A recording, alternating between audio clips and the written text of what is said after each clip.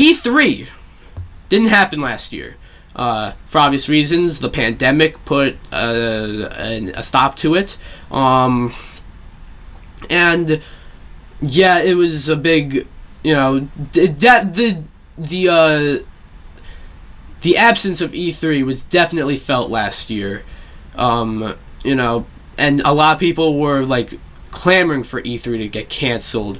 They're like, E3's almost done, man. It's done. And I'm just sitting here like, why do you want it to fucking die? Like, I don't get it. I talked about this before, though. So, and it didn't happen. So now you had a bunch of game companies doing their own little sort of Nintendo Directs.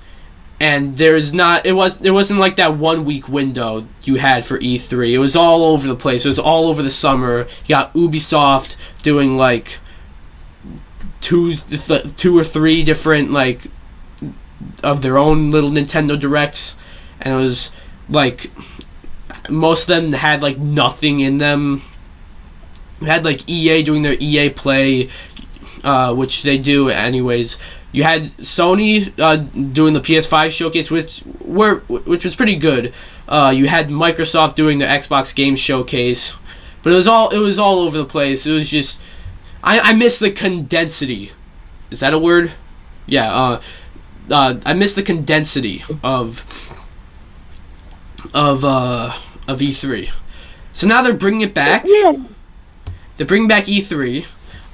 It's going to be an all digital event. And yeah, that's good.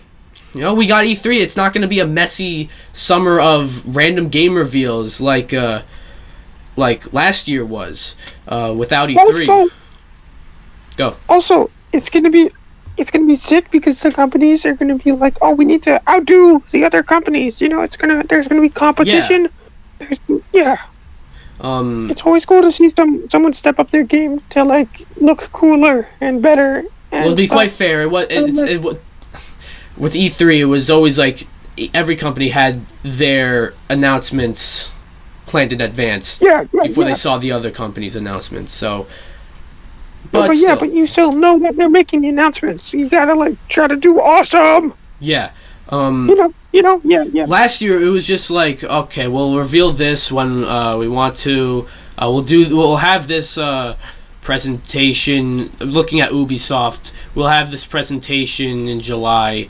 We'll reveal like literally nothing, and we'll have another one in October where we actually reveal stuff. But right now, let's just do this one because E3 didn't happen. I guess we'll do it. It's like, no, just whatever. It's just it's all over the goddamn place with what it was like last year, and all digital. I think that's cool. It makes sense. Nintendo has been doing all digital since like 2013, so, but I don't think any other company, at least the last time there was E3, Microsoft, Bethesda, Ubisoft, Square, EA maybe they aren't really a part of E3, but they hold their thing like the day before E3 starts anyway. So, they're gonna have to go all virtual. Sony, who didn't do it last year, but they did it the year before, they're gonna have to go all virtual. But who cares?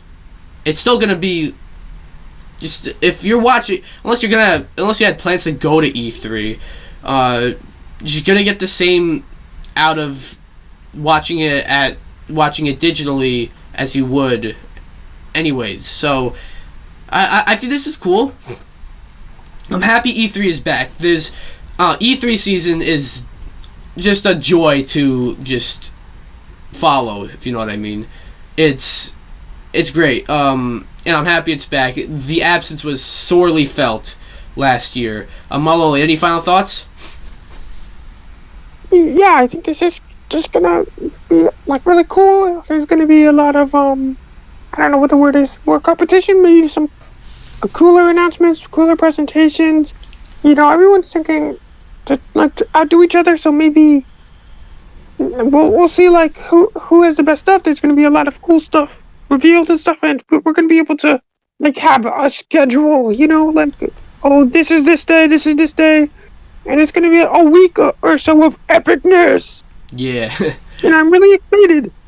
Yeah. Let me cast E3 announcement. But me. All right. Maloney 2 confirmed. Woo.